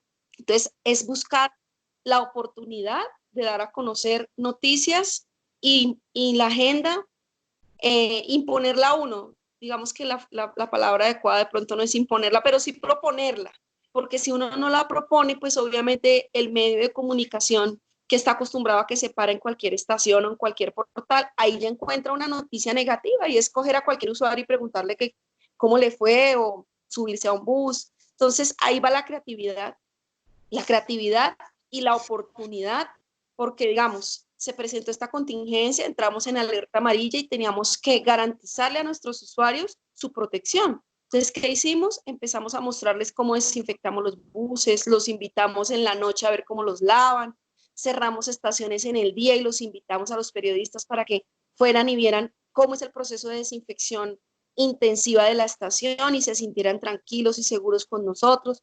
Pusimos lo del tema de los lavamanos portátiles y en este momento estamos mirando otras estrategias también para aprovechar la coyuntura de que nosotros no solo transportamos gente, sino también le metemos el corazón. Cuando uno le mete las noticias, el corazón y uno toca la sensibilidad de la gente, es mucho más fácil poder hacerlos entender y, digamos, voltear un poco las condiciones de imagen de una entidad o de una marca para poder pues mostrar sus beneficios. Hablando de esas estrategias, esta está buenísima, pero tú también hiciste una muy buena que fue el tema de los ángeles azules y que de una u otra manera eso cambió la percepción de la ciudadanía sobre el habitante de calle. Cuéntanos un poco sobre esa estrategia de comunicación. Sí, eso fue en integración social. Nosotros estamos a cargo de manejar la población en calle. Y la población en calle tenía un grupo operativo que lo llamaban contacto activo. Entonces, eso era un nombre muy frío, eso no comunicaba nada, la gente no entendía que era contacto activo. Y eran básicamente unos muchachos y unas chicas con unas chaquetas institucionales, todos los días insistiéndole al habitante de calle: oye, ¿quieres bañarte? ¿Quieres cambiar tu vida? Ven y desayunas en nuestros centros, ven y pruebas. Y en algunas ocasiones los habitantes de calle decían que no, que se querían quedar en la calle por su fuerte adicción a la droga. Pero en otras ocasiones, debido a la insistencia y a la persistencia y a la calidez de estas personas, decían: bueno, está bien, vamos y probamos. Y algunos salieron de su condición de calle y dejaron la droga. Entonces uno de los habitantes de calle le dijo a este equipo: es que ustedes son unos ángeles. De ahí nació el nombre de Ángeles Azules, azules por la chaqueta, ahora se llaman Ángeles de la Calle, y ellos son un equipo de profesionales y de bachilleres que todos los días se van a los caños, se van a las ollas, se van a las calles a buscar a los habitantes de calle, a insistirles y a ofrecerles los servicios que presta el distrito para que cambien su vida, para que se den una oportunidad. Entonces nosotros vimos allí, en ese ejercicio de nuestros compañeros de la Subdirección de Adultez, vimos la oportunidad pues para comunicarle eso a la ciudadanía. Entonces empezamos con un ejercicio muy sencillo, que fue una jornada que la hicimos en el Parque Las Nieves, una jornada para barrer una plaza con esos habitantes de calle que se recuperaron y con los Ángeles Azules. En ese momento no teníamos el nombre todavía y nos fue súper bien. Y la gente como que le empezó a mirar en redes y a decir: oiga, qué bonito, yo quiero ser Ángel Azul, yo quiero trabajar con ustedes. Después nos metimos a un caño y cuando pasó lo del Bronx, eso fue en mayo del 2016, que pues se sacó todos los habitantes de calle, más de 2.000 que había en ese sitio de Bogotá, pues ahí cogieron muchísima más fuerza Los Ángeles Azules, porque muchos habitantes de calle se dispersaron por toda la ciudad y otros tantos aceptaron la oferta del. Entonces fue un programa muy bonito al que todavía pues se le está dando importancia en esta administración. Ese programa sigue y pues ahí es la combinación no solo de la comunicación, sino también del ejercicio de gestión, porque si usted no le dan la noticia para comunicar, ¿usted cómo se la inventa? Entonces, uno no comunica lo que no gestiona, hay que comunicar la gestión de la entidad, porque si usted se inventa, lo hacemos al revés. no lo vemos en calle, sino que nosotros decimos, inventémonos unos ángeles que salgan allá a la calle a hacer la parafernalia de recoger habitantes de calle, pues de pronto eso no sale tan bien, porque tú lo estás inventando. En cambio, si tú coges qué hace tu entidad y le pones algo diferente, algo que le toque el corazón a la gente, de pronto por ahí sí es el camino. Uh-huh. Dentro de esas estrategias de comunicación y de todos esos momentos, me imagino que también se han dado momentos de crisis de comunicación, ¿cierto? En todos estos 25 años de experiencia que has tenido en diferentes lugares, ¿nos puedes contar algunos casos de crisis de comunicación que tú hayas tenido? Bueno, hubo muchos momentos muy difíciles, pero recuerdo especialmente algunos. En el año 2009 nos tocó la primera pandemia que sufrimos en Colombia y en el mundo, que fue la pandemia por la gripa porcina o la gripa H1N1. No fue tan tremenda como es esta pandemia, pero era una experiencia muy, muy complicada porque en esa época hasta ahora estaban naciendo las redes sociales, no había formas sino a través solo de los medios de comunicación masivo de comunicarle a la ciudadanía. Entonces, también nos tocó tomar algunas medidas como que todo el mundo usara tapabocas, no más aislamiento voluntario ni obligatorio, pero sí nos tocó hacer mucha pedagogía en Bogotá porque no se suspendió ningún servicio, entonces el nivel de contagio fue mucho mayor. Entonces fue una experiencia muy difícil, muy compleja, pero de muchos aprendizajes también, porque cuando uno se enfrenta a una situación inesperada, a un caso de fuerza mayor o un caso fortuito, es cuando más creativo debe ser uno, cuando más información debe dar, cuando más relación debe usted tener con los medios, cuando menos se tiene que ocultar, cuando más tiene que poner la cara, porque en las crisis es cuando uno conoce realmente las instituciones de qué están hechas. Si usted no le habla al ciudadano, no le habla al medio de comunicación, no emite la información, pues el medio de comunicación va a buscar legítimamente otras fuentes y posiblemente, como no es la fuente oficial, a usted le van a dar palo, como se dice. Entonces esa fue una experiencia muy importante para mi vida profesional. Y otra importante también fue en integración social con el tema de los venezolanos. Nosotros tuvimos que hacer un campamento para ellos porque ellos se tomaron el sector de Salitre cerca al terminal, se tomaron una zona verde y ahí establecieron una especie de hotel al aire libre que tenía muchos riesgos para su salud. Había más de 500 familias con niños, con ancianos, con gente enferma. Nosotros hicimos un operativo policial y los trasladamos a un campamento controlado por el Estado, en donde tuvimos los vecinos en contra, los agredían, los insultaban y los teníamos que mantener allí por más de 4 meses mientras lográbamos o devolverlos a su país o integrarlos a la vida productiva de Bogotá. Entonces fue un reto muy duro en lo personal porque uno se involucra, aunque uno no quisiera involucrarse, uno se involucra con los sentimientos de las personas que sufren y ver que había niños que no estudiaban, que no comían y luego ver su transformación en el campamento, que ya recibían sus clases. Con ellos pasamos la Navidad, hicimos la noche de velitas, ellos no sabían que era una noche de velitas porque en Venezuela no se celebra. Llevarles ropa, llevarles regalos, ver cómo estaban muchísimo mejor y después con la tristeza de verlos partir, pues fue una experiencia a nivel personal muy, muy fuerte, pero a nivel de comunicaciones también interesante porque era el primer ejercicio de un campamento humanitario para este tipo de población en Bogotá. Entonces, eso era una novedad a nivel de medios de comunicación. Tuvimos la visita de muchos medios internacionales que querían ver cómo Bogotá subsidiaba y llevaba a cabo un campamento con todas las dificultades que eso trae, porque nosotros tuvimos ingreso de drogas, ingreso de armas, peleas, tuvimos que echar gente del campamento por mal comportamiento. Fue muy duro, pero fue muy linda esa experiencia humanitaria, porque para eso también sirve la comunicación, para prestar asistencia humanitaria desde la comunicación, porque logramos sensibilizar a la gente a través de los llamados a los medios y recibíamos donaciones, artistas iban y se presentaban en el campamento, muchos consiguieron trabajo a raíz de notas de los medios donde ellos salían pidiendo una oportunidad. Entonces fue algo muy bonito para mí. Por supuesto que sí. Bueno, y ahora hablemos del tema de los medios de comunicación. Digamos que tú eres el ángel en muchos medios, tú nos has llevado la mano de las diferentes entidades y a donde llegas siempre hay noticias, o sea, eso es una ventaja que no muchos jefes de comunicaciones tienen. ¿Cuál podría ser como la clave ahí en el tema de manejo de los medios de comunicación?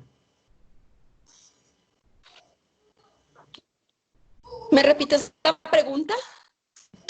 ¿Cuál es la No clave oí. para el manejo de los medios de comunicación que has tenido durante todo este tiempo? ¿Cómo has manejado los medios? ¿Me Bueno, escuchas a ahí? los medios, sí, a los medios hay que corregir como términos de la entidad del medio.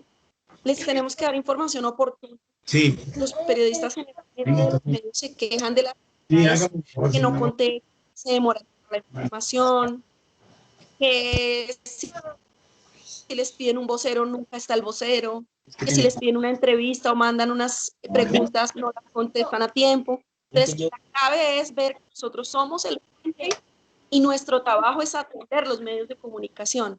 A veces cuando hemos estado en medios y entramos a las instituciones nos damos cuenta de la necesidad tan grande y tan apremiante que tienen nuestros colegas por sacar la información, porque ellos tienen unos horarios específicos y si la noticia no sale a las 12, pues no les sirve ya.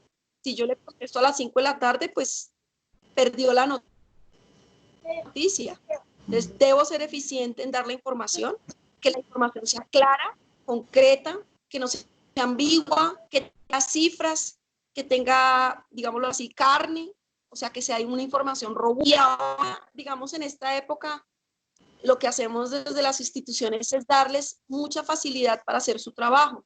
Les mandamos, porque en este momento, por ejemplo, estamos en confinamiento, entonces no podemos hacer ruedas de prensa, las hacemos virtuales, o les mandamos el material, el audio, el video, a televisión les hacemos imágenes de Transmilenio, por ejemplo, que ellos no pueden ir.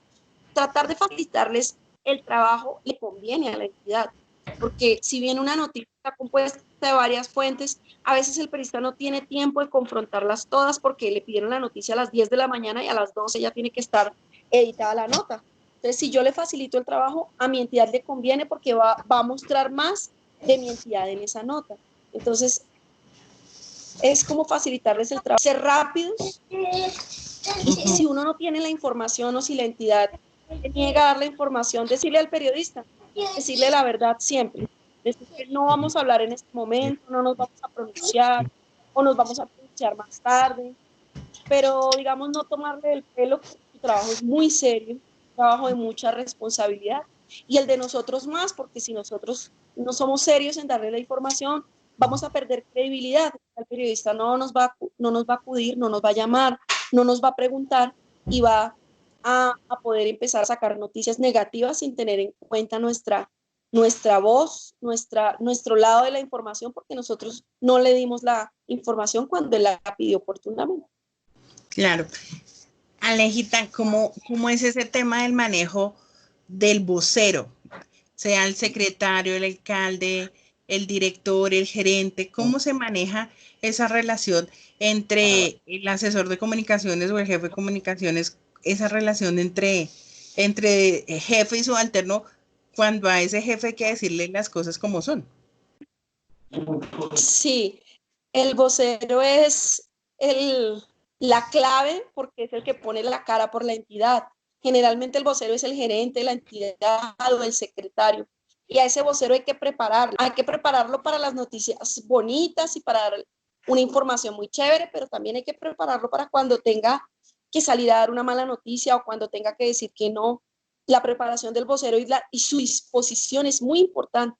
Uno puede tener un excelente jefe de comunicaciones, pero si usted tiene un jefe que no habla o que no delega o que no contesta a tiempo o que no es fácil hablar con él, los medios de comunicación no pueden acceder a él fácilmente, pues se complica el trabajo de nosotros en comunicaciones.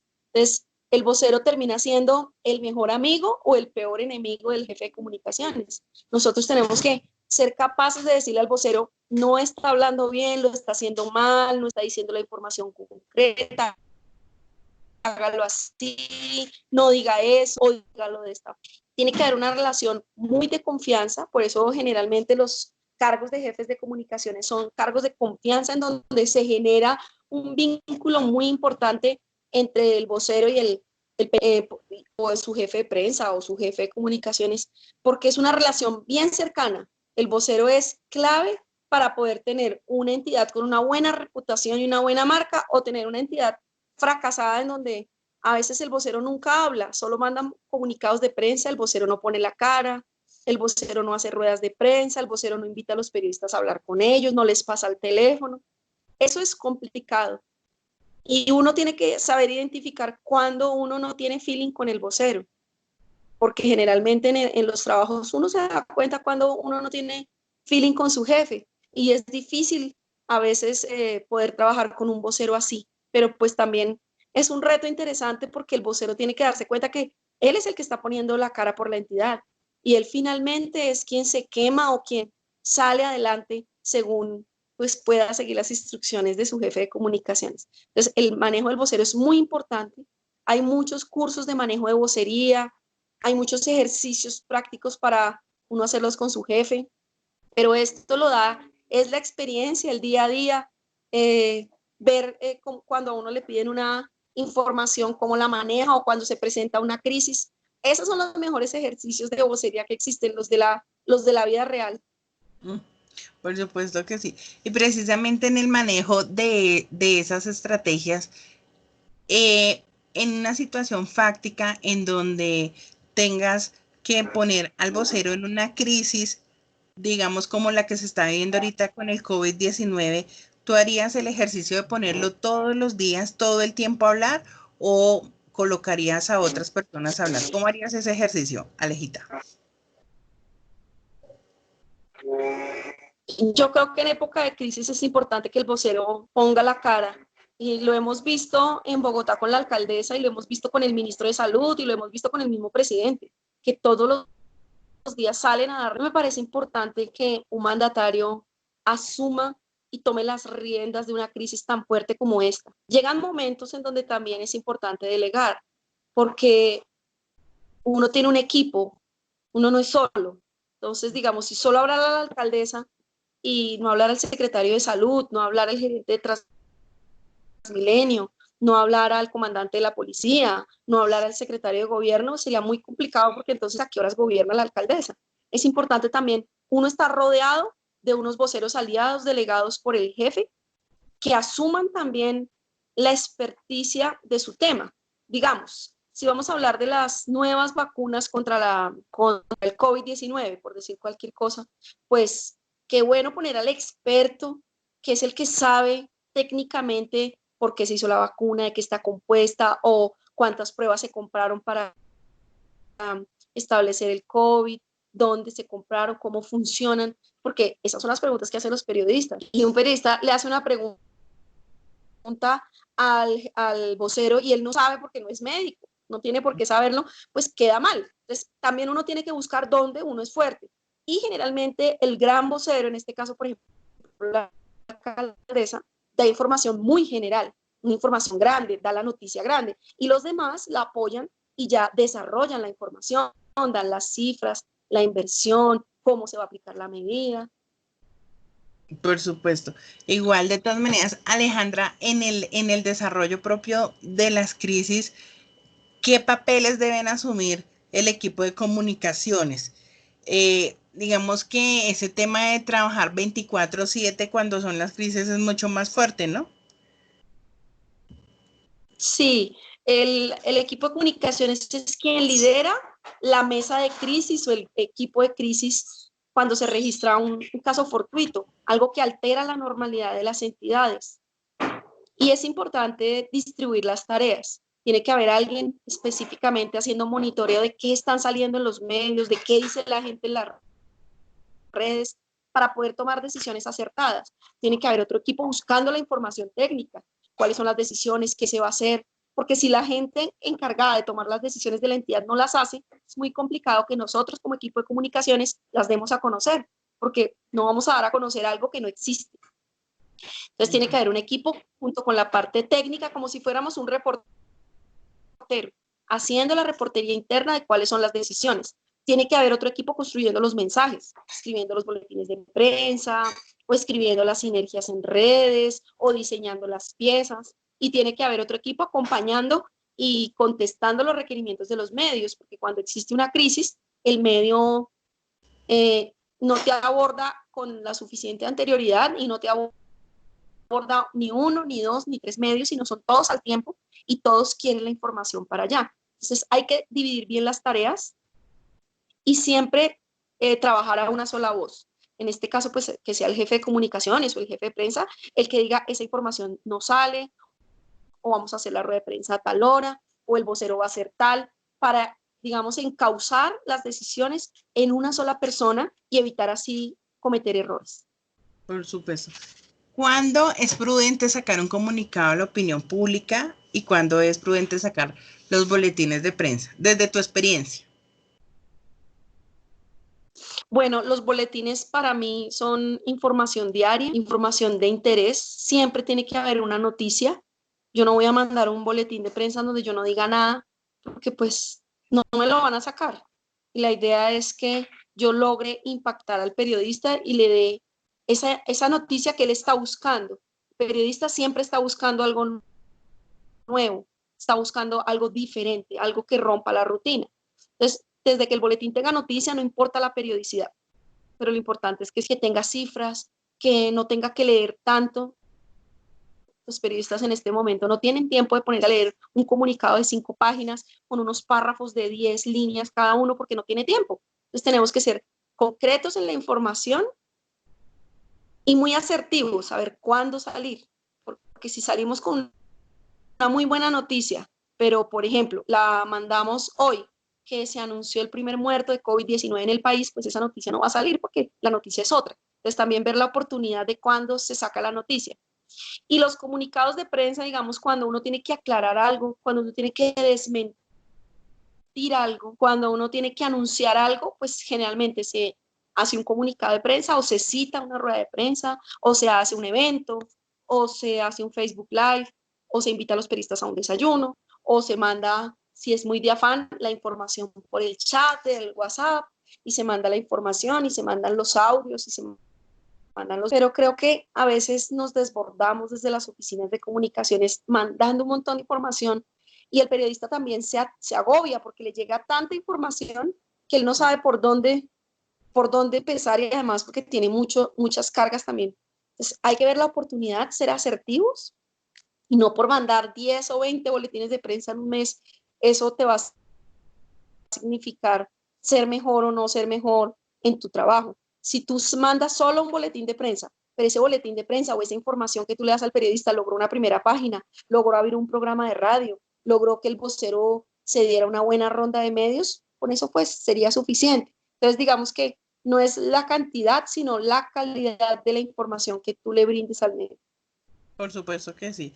Alejandra, tú tienes una experiencia gigante y gracias a eso también los mismos periodistas te han nominado dentro de las oficinas, de las mejores oficinas de comunicaciones en el distrito. ¿Cómo ha sido esa experiencia?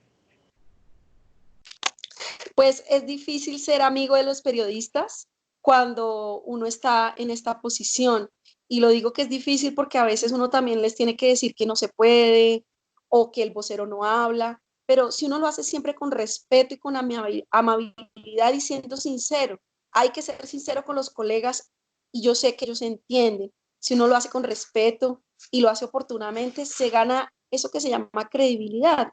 Y el periodista sabe que uno hizo todo su esfuerzo por conseguir la información, pero que la información no estaba disponible, o que me demoró 1 hora, pero que en 1 hora yo le mando la información y yo le cumplo. Entonces, ha sido muy bonito y satisfactorio ver pues ese cariño de los colegas hacia el trabajo de uno, pero uno siempre tiene que saber que uno es la fuente y ellos son el medio y no confundirse. Yo no le puedo decir a un periodista, oiga, no saque esa información, oiga, no diga eso, sino diga esto, porque yo también debo respetar su trabajo, así como ellos respetan el mío. No, pues por supuesto. Niñas, ¿tienen preguntas para Alejandra? Luisa, María Fernanda, Karina. Las escuchamos. Bueno, pues más allá de cualquier pregunta, primero buenos días. Yo soy María Fernanda Gómez, quería felicitarte por toda esa experiencia que tienes, porque la verdad nos dejaste a todas con la boca abierta. Y quería preguntarte de pronto cuál es la situación más difícil que has tenido que afrontar en toda la carrera que tienes. Bueno, muchas gracias.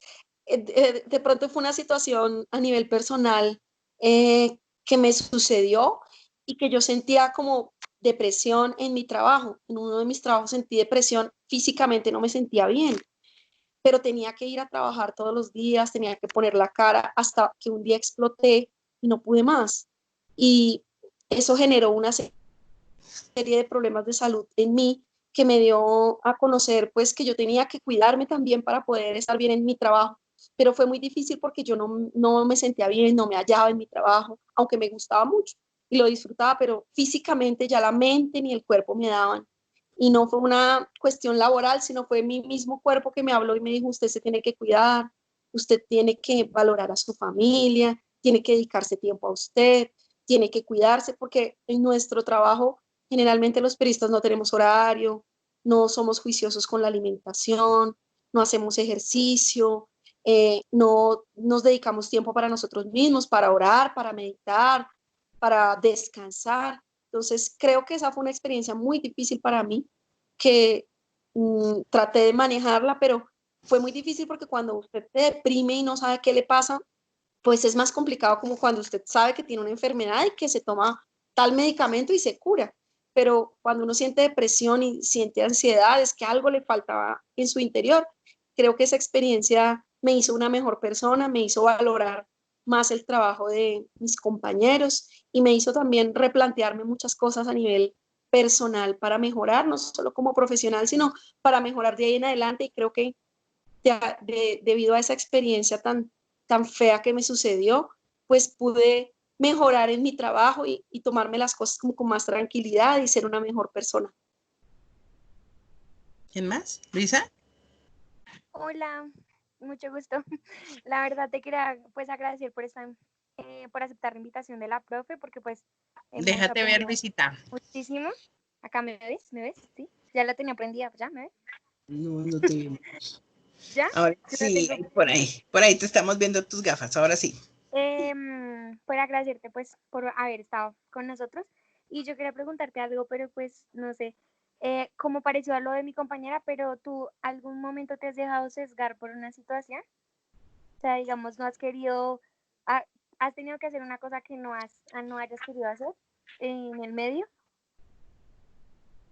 No, nunca. No, ¿Nunca? mis principios no son negociables, nunca. He tenido tentaciones, por ejemplo, ha habido personas que me han ofrecido dinero para que les dé pauta o para que haga determinado trabajo y yo le he pedido mucho a Dios que me dé sabiduría y entereza para ser una persona de bien y gracias a Dios he tenido tentaciones, pero nunca he caído en ellas y pues me acuesto tranquila, con mi conciencia tranquila de que yo he hecho muy bien mi trabajo. Claro, he cometido muchísimos errores, pero han sido errores involuntarios y por inexperiencia o por aceleramiento, pero no ha sido, digamos, algo de lo que yo me tenga que arrepentir.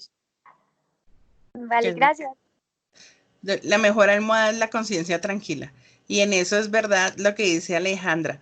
El tema de la corrupción también toca a los comunicadores y más cuando se es jefe de comunicaciones o gerente de comunicaciones que tiene que dar un sí o un no para determinada contratación. Eso también es algo que tenemos que aprender a valorar, ¿no? El tema de los valores propios.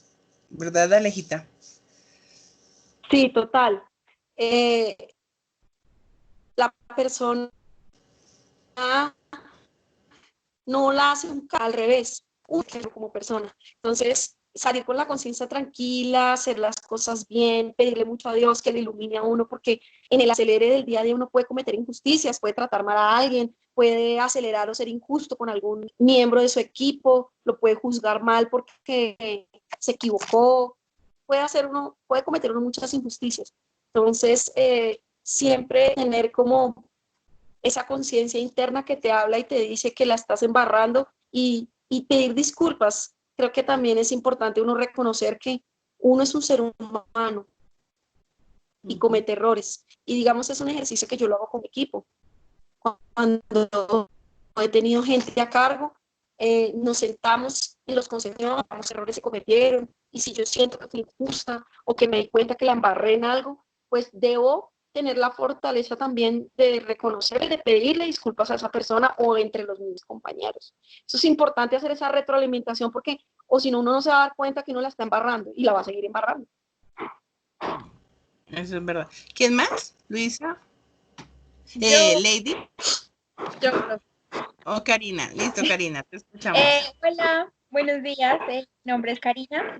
También, como dijo mis compañeras, pues creo que todas te dan las gracias porque hayas sacado un poquito de tiempo para, pues, como para presentarnos, para darnos esta charla y aprender un poco más. Quiero preguntarte cómo es en general, qué tips o qué consejos, bueno, más que pregunta, ¿no? ¿Qué tips o consejos me puedes dar para ser una excelente comunicadora social? Bueno, amar la carrera es lo más importante, ser apasionado por lo que a uno le gusta, ser perfeccionista, destacarse, siempre ser la mejor. No importa el camino que tú escojas, como decía la canción, que si tú decides ser zapatero no importa, pero que seas el mejor zapatero del barrio. Entonces, si tú escogiste ser comunicador o ser periodista, ser la mejor siempre, esforzarte más, leer más que los demás, ser juiciosa, ser responsable, pero disfrutar lo que tú haces. Porque a veces cuando uno se sumerge tanto en su profesión se vuelve amargado, que no disfruta de las cosas de la vida. Entonces es como tener esa combinación y siempre hacer las cosas con humildad, con fe, con disciplina y con mucha alegría. Cuando uno se disfruta lo que uno hace, al otro día se levanta con más ganas de hacer las cosas. Si uno no disfruta lo que uno hace, es que algo le falta y uno siempre está en esa constante búsqueda.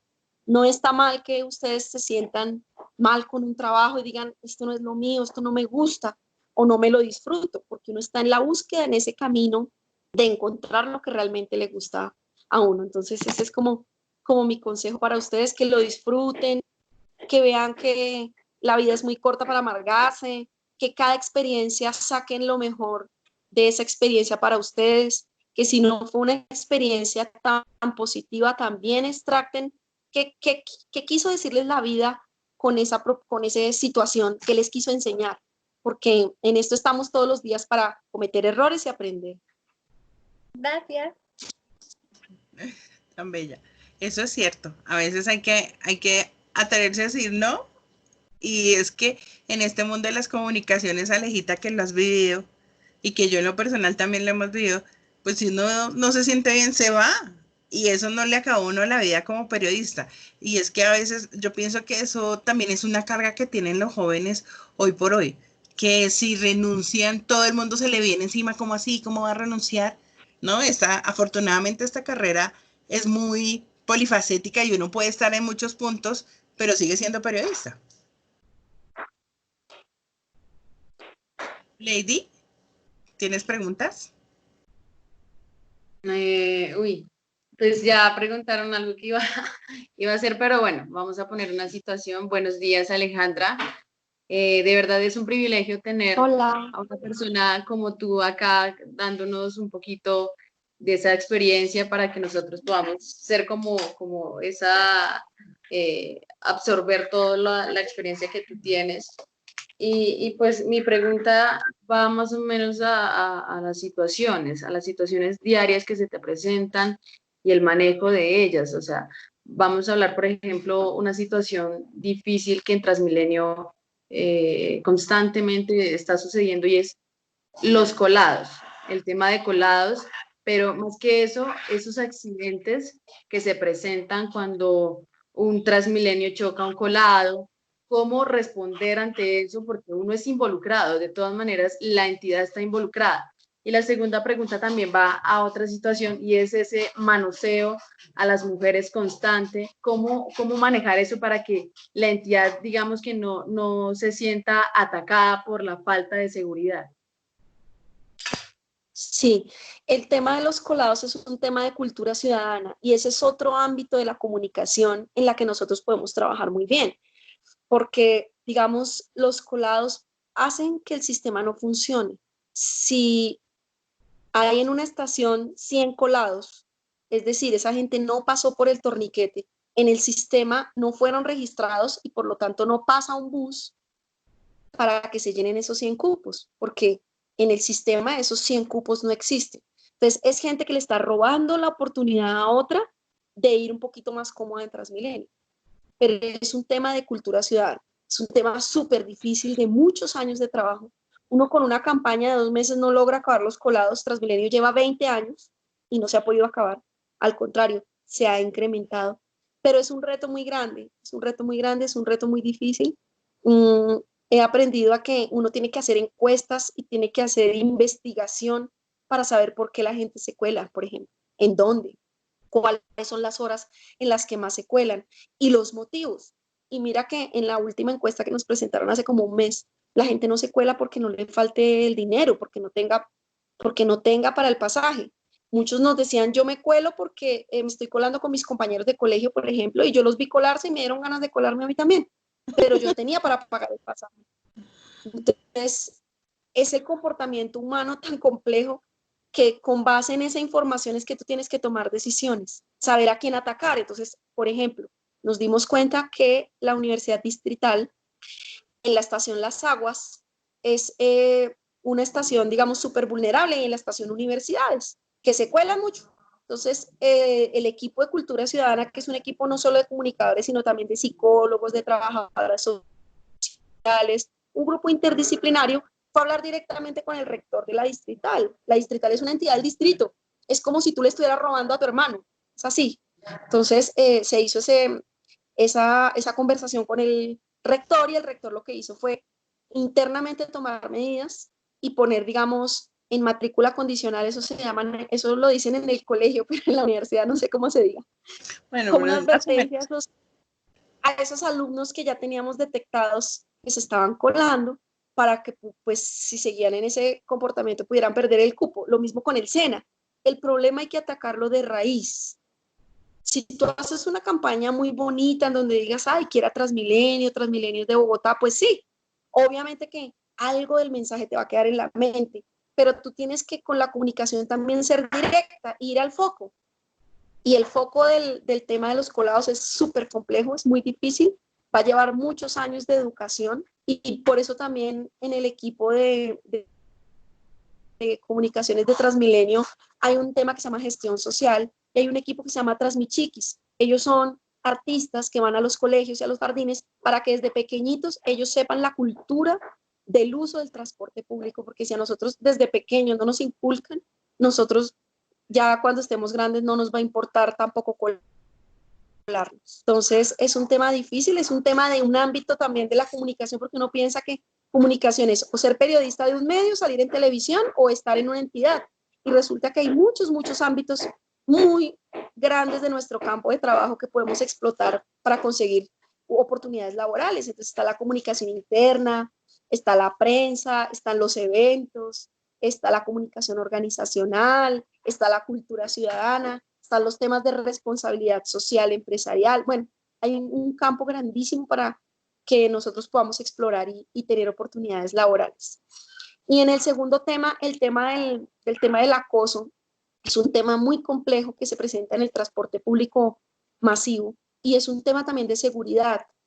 Ha sido muy difícil trabajar ese tema en Transmilenio. Sé que han venido uniéndose con otras entidades, porque esto no lo logramos solos. Se está trabajando con la Secretaría de Seguridad y con la Secretaría de la Mujer. Es más, existe ya una aplicación para denunciar en línea esas situaciones de acoso en el sistema, que están conectadas directamente con la policía, y al bajar esa aplicación en nuestro celular y ver que nos sucedió un caso de acoso, de manoseo en el sistema, poderlo denunciar para que en la siguiente estación se pueda activar la policía y se pueda efectivamente denunciar y penalizar a la persona, porque de nada sirve que salga a la luz el caso si no podemos coger al responsable y judicializarlo. Entonces, ahí la comunicación tiene que integrarse con otras áreas, porque nosotros no cogemos al acosador, los comunicadores, pero sí a través de la comunicación podemos lograr que caiga ese responsable, y que las áreas responsables de generar la seguridad en el sistema, actúen, porque a veces también es negligencia nuestra, negligencia de la policía o negligencia de las autoridades. Alejita, ya para finalizar, un consejo para estas futuras comunicadoras sociales que van a salir a la vida laboral ya casi, les quedan, yo creo que finalizando este año ya están avanzando a ese paso. Cuéntanos un consejo para ellas. Bueno, las felicito por haber escogido esta linda carrera. Es una carrera de muchos retos, de muchas alegrías, de muchas emociones. Les deseo lo mejor, que empiecen a buscar desde ya su camino, para uno hacerse hueco en el campo laboral. Hay que tener muchos sacrificios, hay que regalarse, hay que trabajar gratis, hay que hacer las prácticas, hay que coger experiencia, eso es lo más importante. No tengan miedo de lanzarse al mundo laboral, el mundo laboral es maravilloso, van a aprender muchas cosas, van a dar cuenta que uno en la universidad recibe mucha información, pero cuando la pone en práctica es cuando realmente logra el verdadero aprendizaje. Entonces, buscar, no desanimarse. Es muy difícil encontrar trabajo en nuestro país por la situación económica que tenemos, pero no es imposible. Hay que tocar puertas, insistir, no cansarse. Yo sé que la puerta que se les abra será la que más les convenga y siempre meterle mucha energía y mucha alegría a lo que hacen, que con ganas las cosas se logran. Ay, tan bella. Muchísimas gracias, Alejita. Muchas gracias, Alejandra. No, a ustedes por invitar. De verdad que este espacio, pues lo hablábamos con las niñas antes, digamos que todos nos ha dado, hemos tenido invitados muy chéveres, y pues esta asignatura de instituciones políticas lo que busca es eso, desde las entidades que nos cuenten todo lo bueno, lo bonito y también lo feo, para hacer como una preparación en medio de las comunicaciones. Alejandra, de verdad, muchísimas gracias por acompañarnos. No, a ustedes por invitarme, y ojalá algo de lo que hayamos hablado en este tiempo pues les haya quedado y les haya servido para algo. También, yo sé que sí. Bueno, Alejita, muchísimas gracias. Estas niñas ya tienen que irse para su siguiente clase porque como seguimos en la virtualidad, pues ellas tienen ahorita el segundo bloque de la mañana, así que muchas gracias y te molestaremos. Por ahí estaremos pendientes de qué pasa en Transmilenio. Claro que sí, con mucho gusto. Muchas gracias. Feliz día. Bueno, lo mismo. Muchísimas bueno, gracias, Dios te bendiga, eres muy amable. Chao. Bueno, entonces para mañana, niñas, la nota que quedamos, la crónica de televisión, y entonces en un rato yo les voy a mandar el video con el tema de lo del derecho de petición y de esa manera pues mañana avanzaremos en esa tarea. Listo, profe. Bueno, Gracias, las quiero profe. mucho. Dios las bendiga, se portan juiciosas. Chao, profe. Vayan a tomar café. Bueno, A ese el café. gracias. Bueno, pues, Señora, Bendiga, chao. buen día. amén. Chao.